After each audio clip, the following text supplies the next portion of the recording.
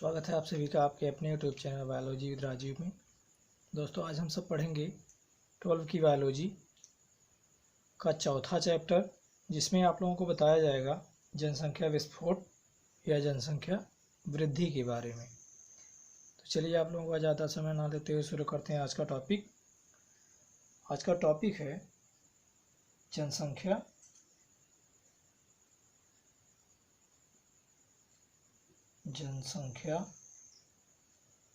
वृद्धि, या इसे कहा जाता है जनसंख्या विस्फोट।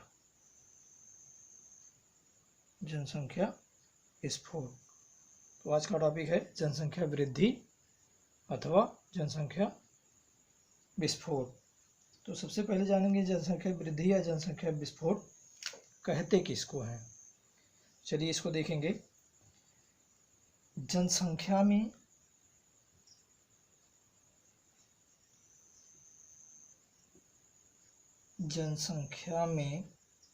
तेजी से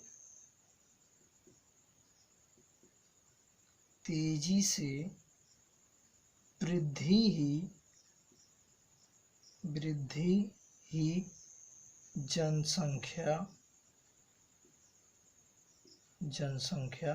विस्फोट कहलाती है।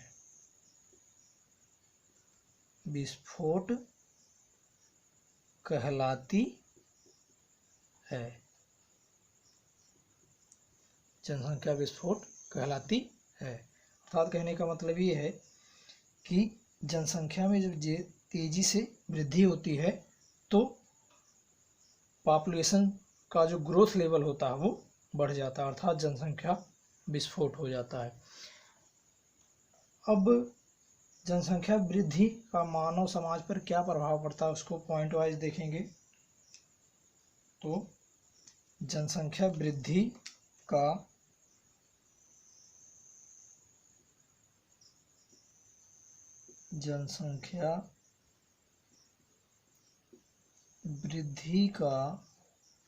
मानव समाज पर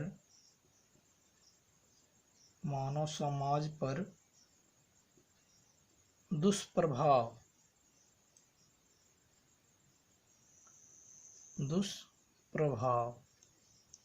तो इसको पॉइंट वाइज देखेंगे कि जनसंख्या वृद्धि का मानव समाज पर क्या दुष्प्रभाव पड़ता है। तो सबसे पहले पॉइंट पे पहले नंबर पे रख सकते हैं। यहाँ पहले नंबर पे खाद्य समस्या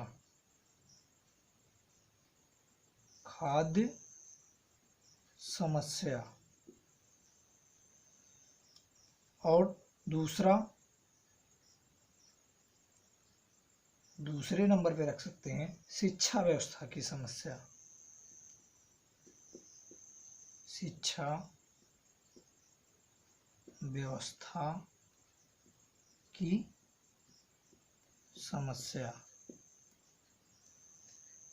उसके बाद तीसरे नंबर पे रख सकते हैं रोजगार समस्या।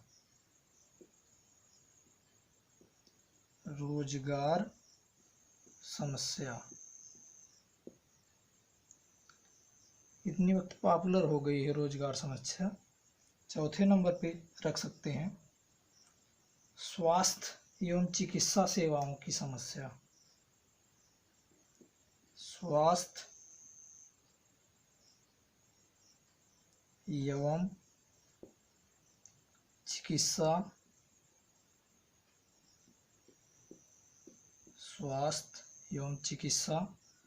सेवाओं की समस्या। उसके बाद पांचवें नंबर पे रख सकते हैं आवास की समस्या।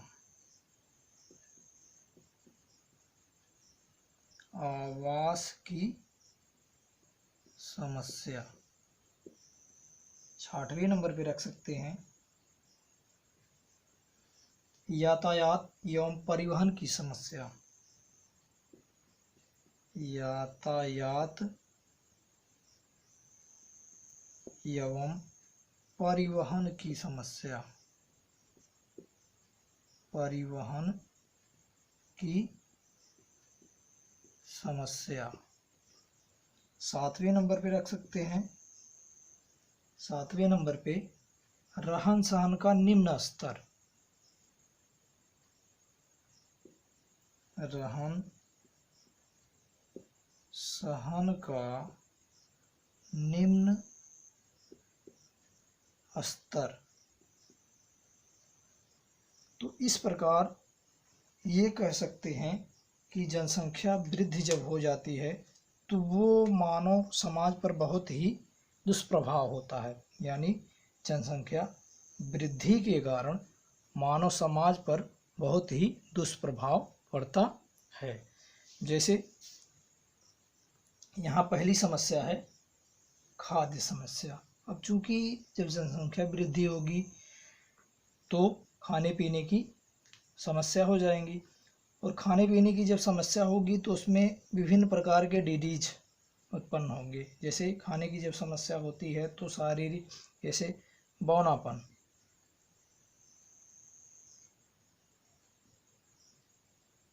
बौनापन, शारीरिक भार में कमी,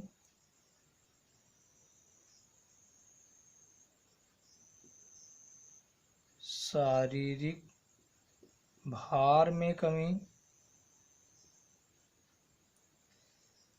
शक्ति में कमी, शारीरिक शक्ति में कमी, कार्य करने की क्षमता में कमी,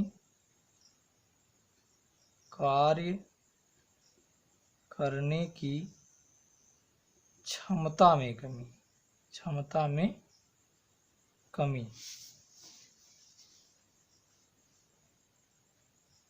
तो इस प्रकार ये कह सकते हैं कि जब खाद्य की समस्या होगी तो शारीरिक वृद्धि रुक जाती है, अर्थात उसमें बौनापन आ जाता है, या शारीरिक भार में कमी हो जाती है, और सही से यदि खाद्य या भोजन ना मिले तो शक्ति भी घटती है और कार्य करने की क्षमता जो होती है वो भी घट जाती है।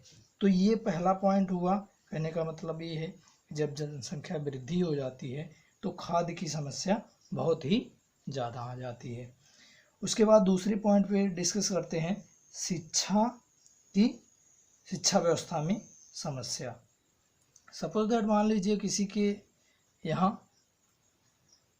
2 बच्चे हैं तो उनको संभवतः अच्छी शिक्षा मिलेगी 4 की अपेक्षा। कहने का मतलब ये है कि यदि किसी परिवार में 4 बच्चे हैं और किसी परिवार में 2 बच्चे हैं तो 2 बच्चों को अच्छी शिक्षा मिलेगी अपेक्षा 4 बच्चों के।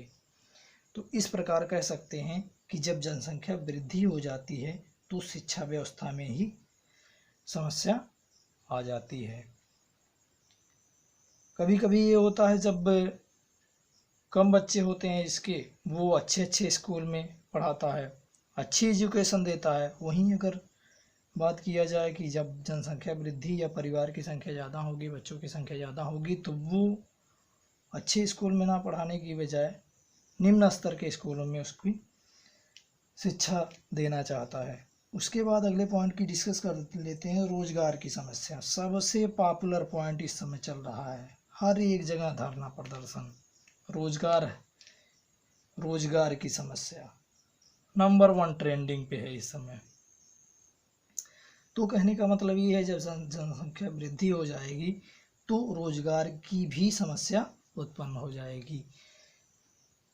अब चूंकि रोजगार की इतनी कमी है कि लोग यहाँ रोजगार ना करके विदेशों में भी भाग रहे हैं, इतनी रोजगार की समस्या है। उसके बाद अगले पॉइंट पे डिस्कस कर लेते हैं चौथे पॉइंट की बात कर लेते हैं स्वास्थ्य एवं चिकित्सा सेवाओं की समस्या। इस समय ये भी एकदम पॉपुलर है। कोरोना एक महामारी है जो इस ऑल वर्ल्ड में फेमस हो गई इस समय। तो कहने का मतलब ये है जब जनसंख्या वृद्धि हो जाएगी तो सही प्रकार से चिकित्सा सेवाओं की समस्या भी हो सकती है, यानी ये चिकित्सा सेवाओं की समस्या देने में भी कठिनाई होगी। इसीलिए जब कोरोना बढ़ने लगा तो अस्पतालों की जगह जगह हॉस्पिटलाइज सेंटर खोले जा रहे हैं, क्वारंटाइन किया जा रहा है। तो इस प्रकार ये कह सकते हैं कि जब जनसंख्या वृद्धि हो जाती है तो स्वास्थ्य एवं चिकित्सा सेवाओं की भी समस्या आ जाती है। उसके बाद अगले पॉइंट का डिस्कस कर लेते हैं। 5वां पॉइंट है आवास की समस्या। जाहिर सी बात है, जब घर में परिवारों की संख्या ज़्यादा होगी तो उनके रहने, उठने, बैठने, खाने पीने और आवास की यानी रहने की भी समस्या उत्पन्न हो जाती है। उसके बाद अगले पॉइंट पे डिस्कस कर लेते हैं कि यदि जनसंख्या में वृद्धि होगी तो यातायात, अभी कहीं जाना हो तो बस, ट्रेन या फिर 4 व्हीलर वाहन का ही देख लिया जाए तो जनसंख्या वृद्धि के कारण सही से यातायात और परिवहन में भी कठिनाई आती है। यानी कहने का मतलब ये है कि जनसंख्या जब वृद्धि हो जाएगी, आवश्यकता से अधिक जनसंख्या हो जाएगी तो यातायात और परिवहन में भी समस्या आ जाती है। अब कोई अगर ये चाहे कि वो सेल्फ परिवहन से जाए तब भी प्रॉब्लम है, एक्सीडेंट होने का डर रहता है। तो इस प्रकार ये कह सकते हैं कि जब जनसंख्या वृद्धि हो जाएगी, आवश्यकता से अधिक जनसंख्या हो जाएगी तो यातायात और परिवहन में भी समस्या आ जाएंगी। उसके बाद अगले पॉइंट पे डिस्कस कर लेते हैं। 7वां पॉइंट है रहन सहन का निम्न स्तर। चूँकि आवश्यकता से अधिक जब जनसंख्या होगी किसी भी परिवार में, उदाहरण के तौर पे देख लीजिए, यदि दो से 3 फैमिली मेम्बर हैं तो उनका जो रहन सहन होता है वो अच्छा होता है। लेकिन अगर वहीं कहीं 8 से 10 परिवार हैं एक सदस्य में तो उनके जो रहन सहन होता है वो बिल्कुल निम्न स्तर का होता है। यानी ना सही से वो खा पाते हैं, ना पी पाते हैं, ना सही से शिक्षा, ना रोजगार, ना चिकित्सा, ना आवास की समस्या, ना आवास की व्यवस्था और यातायात भी वैसे। तो कहने का मतलब ये है जब जनसंख्या वृद्धि हो जाएगी तब रहन सहन में उनके भी, सपोज दैट मान लीजिए अगर दो 3 लोग हैं तो पहनने ओढ़ने के लिए जो भी सामान उपलब्ध है वो आसानी से हो जाएगा। लेकिन अगर वहीं कहीं 8-10 लोग हैं तो रहन सहन में फिर प्रॉब्लम आ जाती है। तो इस प्रकार कह सकते हैं ये जब जनसंख्या वृद्धि होती है तो मानव समाज पर क्या दुष्प्रभाव पड़ता है, ये सब पॉइंट्स हैं। उसके बाद आगे बढ़ते हैं। इसके बाद आगे डिस्कस करेंगे कि क्या किया जाए कि जनसंख्या वृद्धि को रोका जाए, यानी जनसंख्या वृद्धि को रोकने के उपाय।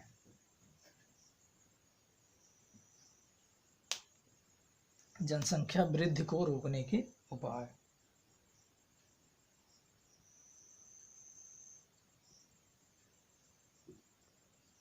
जनसंख्या वृद्धि को रोकने के उपाय। जनसंख्या वृद्धि को रोकने का सबसे अच्छा उपाय है परिवार नियोजन। परिवार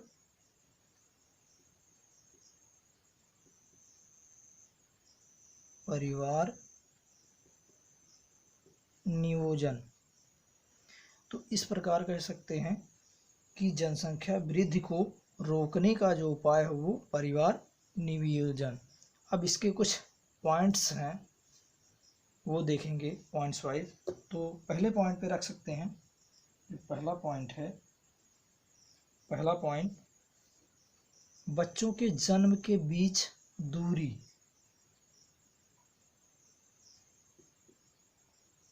बच्चों के जन्म के बीच दूरी, ये पहला पॉइंट हो गया। उसके बाद दूसरा पॉइंट रख सकते हैं। दूसरा जो पॉइंट है विवाह की आयु में वृद्धि। विवाह की आयु आयु में वृद्धि। उसके बाद तीसरा पॉइंट रख सकते हैं सीमित परिवार। सीमित परिवार। उसके बाद चौथा पॉइंट रख सकते हैं, चौथे पॉइंट पे रख सकते हैं शिक्षा प्रबंध।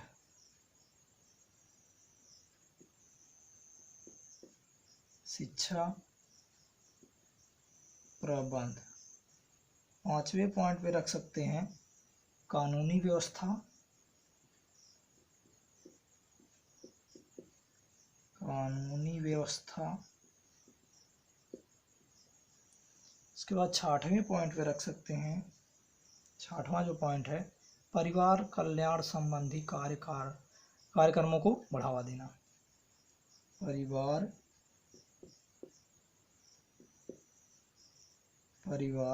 कल्याण संबंधी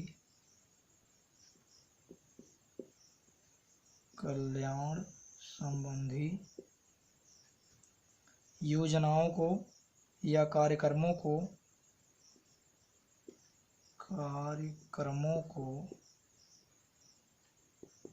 बढ़ावा देना।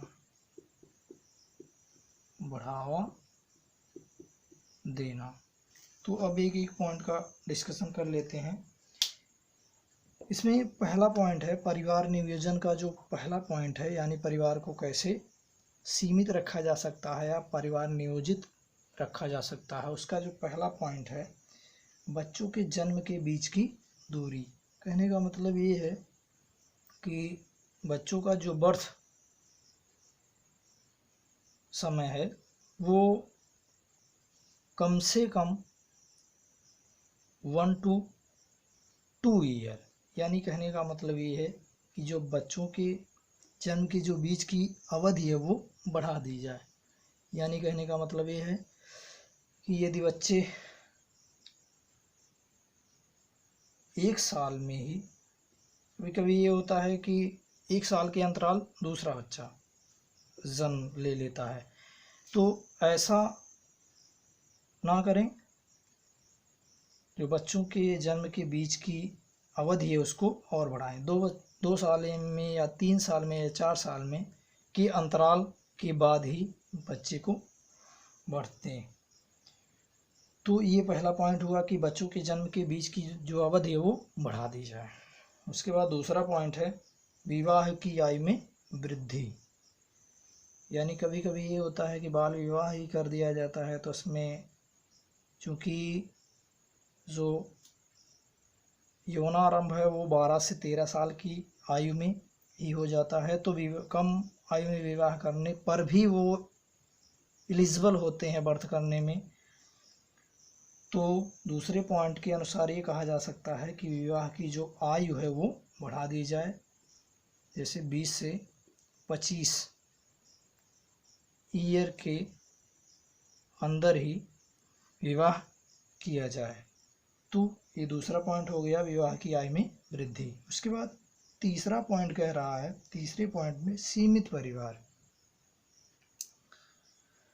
सीमित परिवार का सेंस ये है कि आफ्टर मैरिज, इसमें एक स्कीम आई है हम दो हमारे दो, हम दो हमारे दो, ये बहुत पहले आए थे। तो इस प्रकार सीमित परिवार रखने का एक ये तरीका है कि हम दो हमारे दो। यानी कहने का मतलब ये है कि सीमित परिवार यदि रखा जाएगा तो भी जनसंख्या को आसानी से रोका जा सकता है, अर्थात परिवार को नियोजित किया जा सकता है। उसके बाद चौथा पॉइंट है शिक्षा प्रबंध। यानी कहने का मतलब ये है कुछ यदि विलेजर को देख लिया जाए तो वहाँ शिक्षा का जो प्रबंध होता है बहुत ही निम्न स्तर का होता है और उनको जानकारी भी नहीं होती है। कि वो लोग सोचते हैं कि जो भी बच्चे बर्थ करते हैं वो भगवान की देन है, जबकि ऐसा कुछ नहीं होता है। पूरा क्रिकेट टीम बनाने के लिए लग जाते हैं, तो ऐसा नहीं करना चाहिए। ये फॉलो करना चाहिए। कम से कम बच्चे को वर्थ दें अर्थात परिवार नियोजित करें और उन्हें अच्छी शिक्षा दें। उसके बाद अगला पॉइंट 5वां है कानूनी व्यवस्था। यदि कानूनी व्यवस्था की बात किया जाए तो देश में जो आबादी नियंत्रण के कठोर कानून हैं उन्हें लागू किए जाएं। जैसे चीन हुआ, थाईलैंड हुआ, स्विट्ज़रलैंड हुआ। इनमें जनसंख्या वृद्धि को रोकने के लिए कानूनी व्यवस्था है, अर्थात संविधान में कानून व्यवस्था है और उन नियमों का यहाँ पालन किया जाता है। यानी चीन, थाईलैंड और स्विट्ज़रलैंड जैसे देशों में जनसंख्या नियंत्रण का कानून बनाया गया है, उसको वहाँ की जो पॉपुलेशन है यानी वहाँ की जो जनसंख्या, वहाँ के जो लोग हैं वो फॉलो करते हैं। उसके बाद 6वां पॉइंट की यदि बात किया जाए, परिवार कल्याण संबंधी कार्यक्रमों को बढ़ावा देना। इसमें कुछ पॉइंट्स हैं, जैसे पॉइंट वाइज इसको डिस्कस कर लेते हैं। जैसे पहले पॉइंट पे सीमित परिवार के लिए बच्चों को निःशुल्क शिक्षा का प्रावधान। सीमित परिवार के लिए निःशुल्क शिक्षा का प्रावधान। निःशुल्क शिक्षा का प्रावधान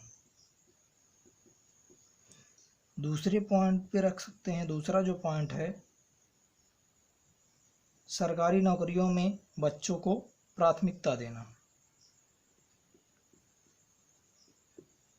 सरकारी नौकरियों में बच्चों को प्राथमिकता देना।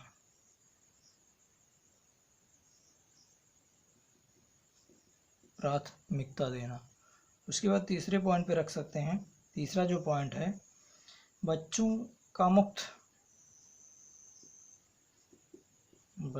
का मुफ्त इलाज की व्यवस्था। तो ये कुछ परिवार कल्याण संबंधी कार्यक्रम हैं। जैसे सीमित परिवार के लिए निःशुल्क शिक्षा का प्रावधान। जब सीमित परिवार रहेगा तो उनके लिए परिवार कल्याण संबंधी कार्यक्रम चलाया गया है, निःशुल्क शिक्षा प्रदान, यानी उनको निःशुल्क शिक्षा दी जाएगी। तो इस प्रकार के कार्यक्रम को यदि विलेजर्स या जनता में बताया जाए तो इसको फॉलो करेंगे और सीमित परिवार रखेंगे, अर्थात परिवार नियोजन करेंगे। उसके बाद दूसरा पॉइंट यहाँ कह रहा है कि सरकारी नौकरियों में बच्चों को प्राथमिकता देना। जब सीमित परिवार रहेगा तो जो बच्चे रहेंगे उनको सरकारी नौकरी में प्राथमिकता दी जाएगी। उसके बाद तीसरा पॉइंट कह रहा है बच्चों का मुफ्त इलाज करना। अब चूँकि परिवार नियोजित रहेगा तो कम जनसंख्या रहेगी, तो बच्चों का भी जो इलाज होता है वो निःशुल्क हो सकता है। ऐसा परिवार कल्याण कार्यक्रम हुआ। उसके बाद आगे बढ़ेंगे।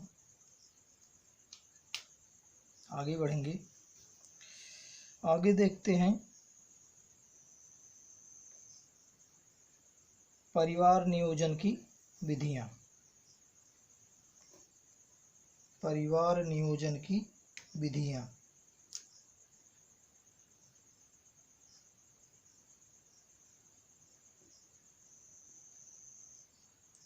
परिवार नियोजन की विधियां। तो परिवार नियोजन की विधियों को मुख्यतः दो भागों में बांट दिया गया है। दो भागों में, एक है अस्थायी विधि, एक है अस्थायी विधि विधियां और दूसरा है अस्थाई विधि। अस्थाई विधि। अब अस्थाई विधियों के अंतर्गत क्या क्या आता है वो देखेंगे। तो अस्थाई विधियों के अंतर्गत आता है, पहले नंबर पे इसके अंतर्गत आता है प्राकृतिक विधियां,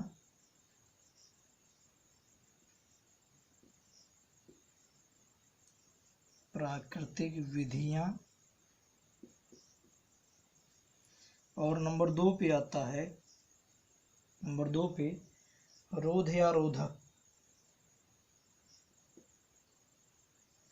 रोध व रोधक। उसके बाद नंबर 3 पे आता है, तीसरा जो है वो है अंतःगर्भाशयी युक्तियां, अंतःगर्भाशयी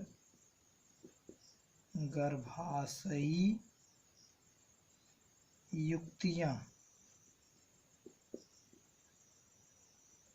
नंबर 4 पे रख सकते हैं, नंबर 4 गर्भ निरोधक गोलियां, गर्भ गोलियां।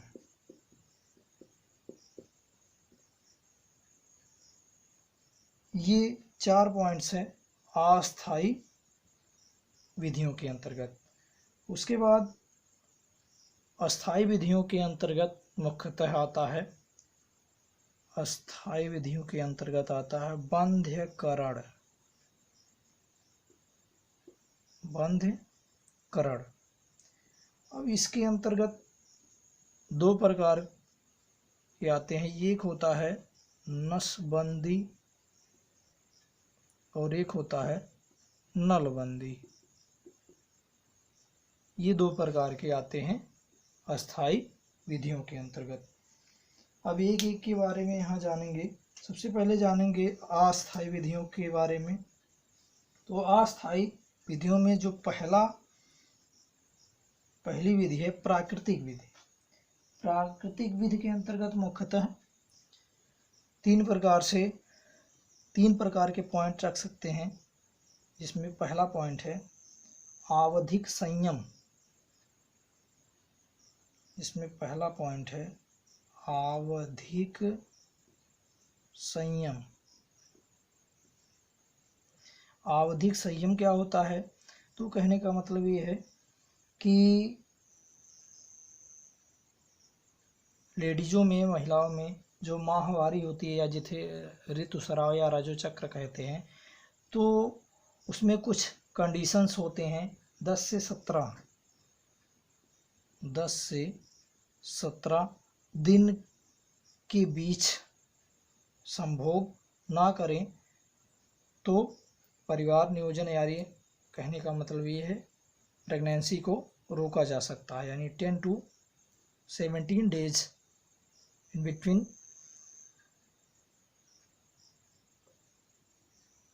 यानी 10 से 17 दिन के अंदर यदि सेक्स ना किया जाए तो भी प्रेगनेंसी को रोका जा सकता है। ये आवधिक संयम के अंतर्गत आता है। उसके बाद दूसरा पॉइंट है बाह्य स्खलन।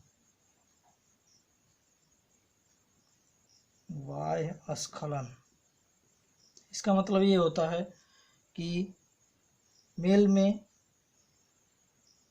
जो वीर्य होता है उसका जो स्खलन होना चाहिए वो यौन के अंदर ना यौन के बाहर किया जाना चाहिए। इस प्रकार भी प्रेगनेंसी को रोका जा सकता है। उसके बाद तीसरा जो पॉइंट है स्तनपान अनार्तव। स्तनपान अनार्तव, इसका सेंस ये होता है आफ्टर बर्थ चाइल्ड, यानी प्रसव के 4 से 6 माह तक, यानी प्रसव के 4 से 6 माह तक मादा में यानी मदर में जो ऋतुस्राव होता है या जो स्राव होता है वो नहीं होता है।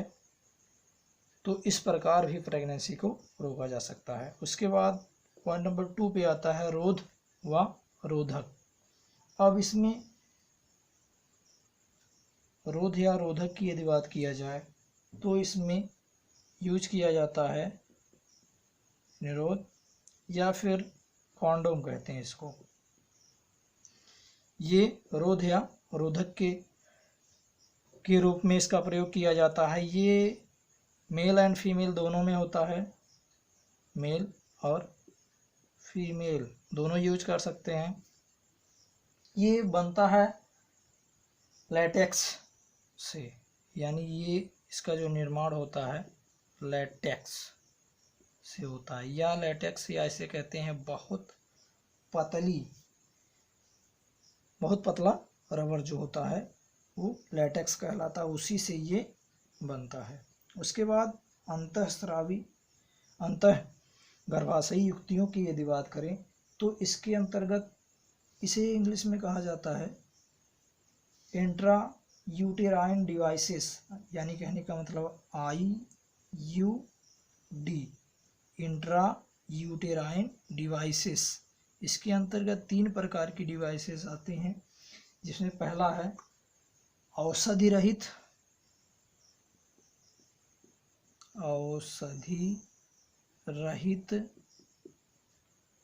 IUD और दूसरा है ताबामोचक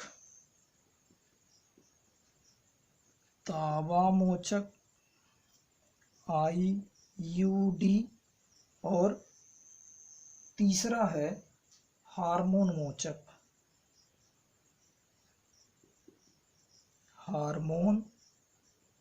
मोचक IUD, यानी कहने का मतलब इंट्रा यूटेराइन डिवाइसेस। इसमें क्या होता है, इसके अंतर्गत एक विशेष प्रकार का कीप होता है या लूप जिसे कहा जाता है, या कॉपर टी के अंतर्गत ये आता है, या LNG 20 के अंतर्गत आता है। तो इस प्रकार से एम्पुला या एम्पुला में जो शुक्राणु और अंडाणु जो मिलते हैं उनको इस विधि द्वारा रोका जा सकता है। औषधि रहित IUD के अंतर्गत मुख्यतः आता है लिपलेस लूप,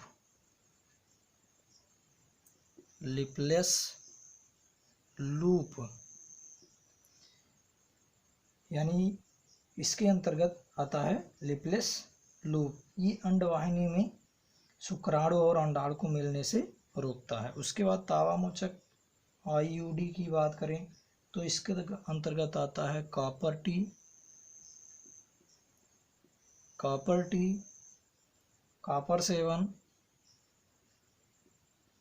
कॉपर सेवन आदि इसके अंतर्गत आता है। उसके बाद आगे बात करें हार्मोन मोचक की तो इसके अंतर्गत आता है LNG 20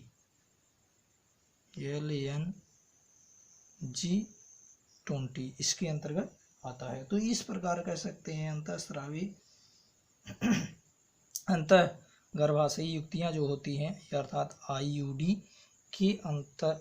के अनुसार भी प्रेगनेंसी को रोका जा सकता है। उसके बाद यहाँ गर्भनिरोधक गोलियों की यदि बात करें तो इसके अंतर्गत मुख्यतः आते हैं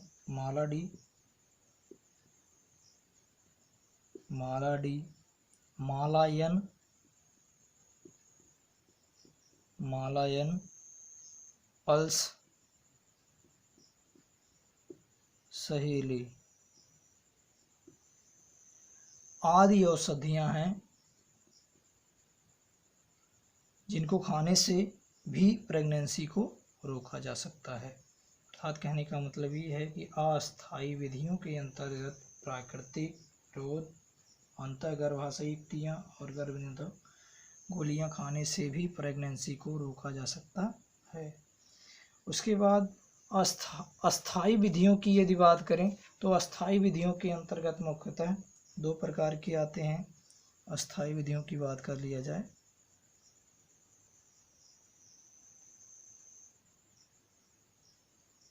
तो इसमें एक होता है नसबंधी और एक होता है नलबंधी। तो जो नसबंधी होती है ये मेल में होती है,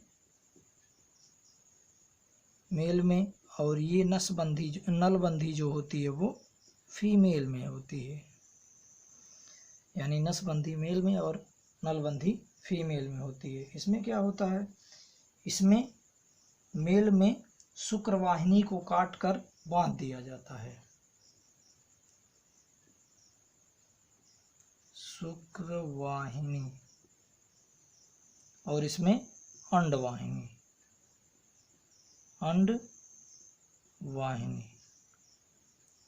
अर्थात मेल में शुक्रवाहिनी को काट कर बांध दिया जाता है, ये कहलाता है नसबंधी।